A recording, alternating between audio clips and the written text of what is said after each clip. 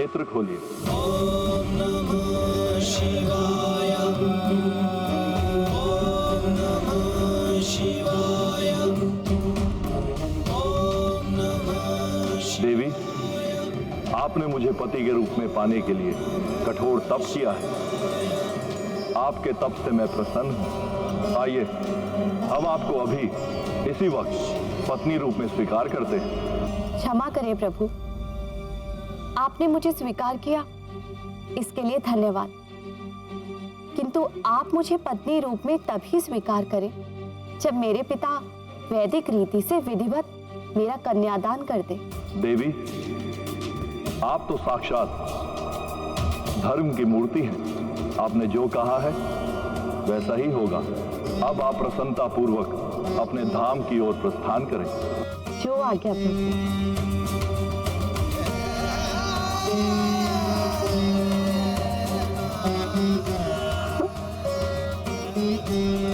ये क्या?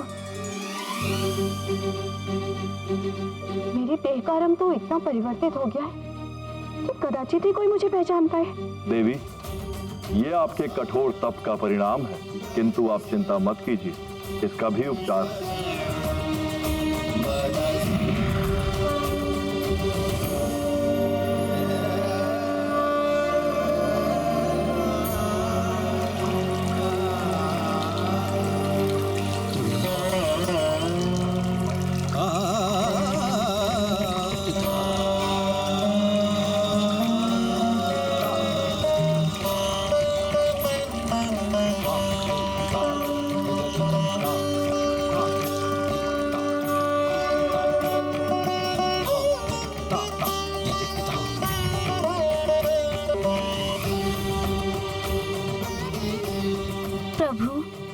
समस्त मल का हरण करने वाली गंगा की धार से मेरा क्लेश भी धुल गया है।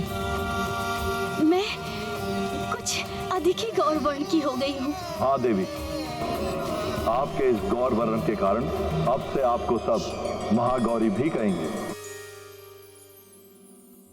आपकी इस कृपा के लिए आपका कोटि कोटि धन्यवाद प्रभु। कल्याण वस्तु। श्वेते वृषे समारूढ़ा श्वेतांबरधरा शुचिः महागौरी शुभम दधान महादेव प्रमोददा।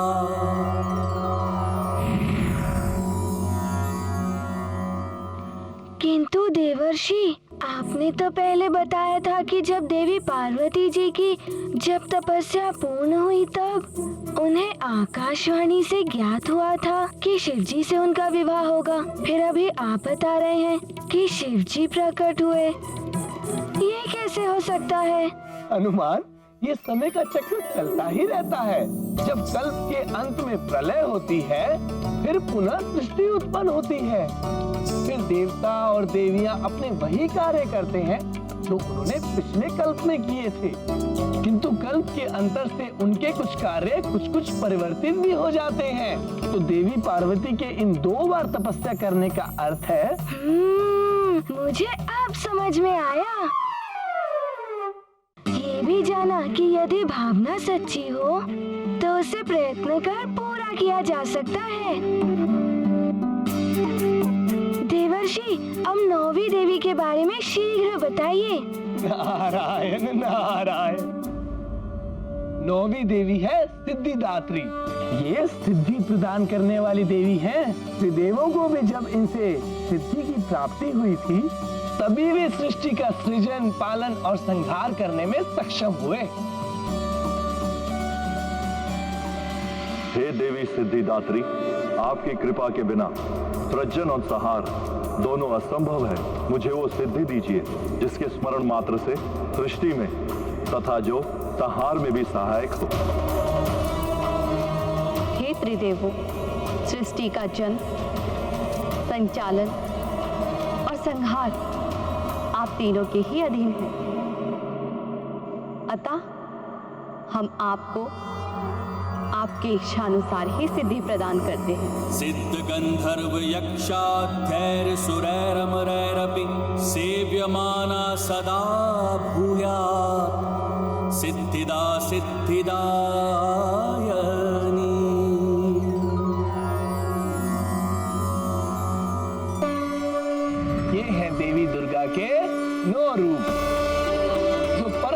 कल्याणकारी हैं, शक्ति के भंडार हैं, भक्तों को सर्व विजय होने का सौभाग्य प्रदान करते हैं। हाँ, असुर संहारनी, दुर्गति नाशनी है देवी दुर्गा। वो तो है हनुमान, किंतु तुमने दुर्गा जी की इन कथाओं से तुमने क्या सीखा? यही कि अधर्मी, अत्याचारी कितने भी बलवान हो, अंततः विजय धर्म, सत्य, न्याय के पथ पर चलने वालों की होती है।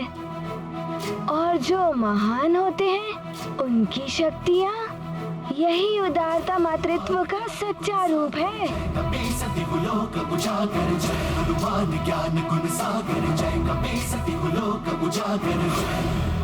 पिताश्री, मैं भी देवी जी की पूजा करूँगा।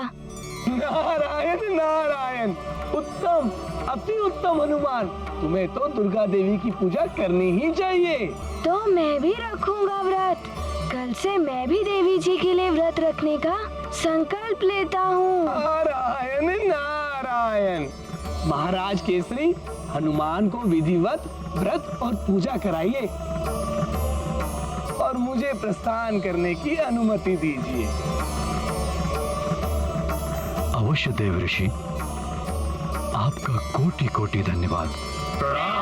नारायण नारायण।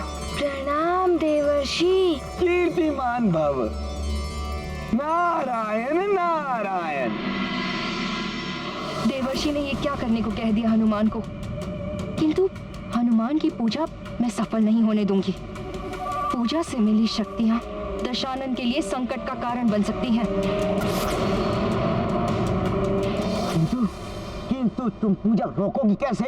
यदि अंजना पूजा रोकेगी तो शीघ्र ही पता चल जाएगा कि अंजना वास्तविक अंजना नहीं है। वो पूजा मैं संपन्न नहीं होने दूंगी। मैं विघ्न डालूंगी। यदि हनुमान की वो पूजा संपन्न हो गई तो जिन विकारों का दास मैं हनुमान को बनाना चाहती हूँ वो नहीं हो पाएगा।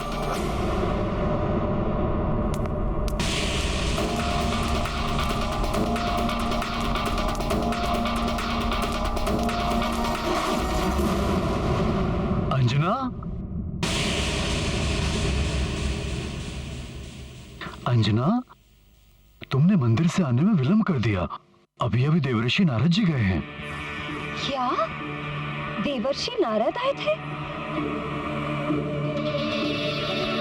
मैं तो वंचित रह गई उनके दर्शन से। अच्छा सुनो, नवदेवी की पूजा आरंभ करानी है। हनुमान नवदुर्गा व्रत रखने वाला है।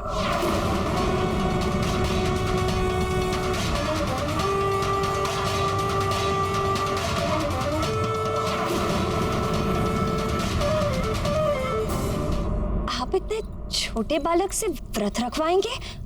ये तो अनुचित है स्वामी।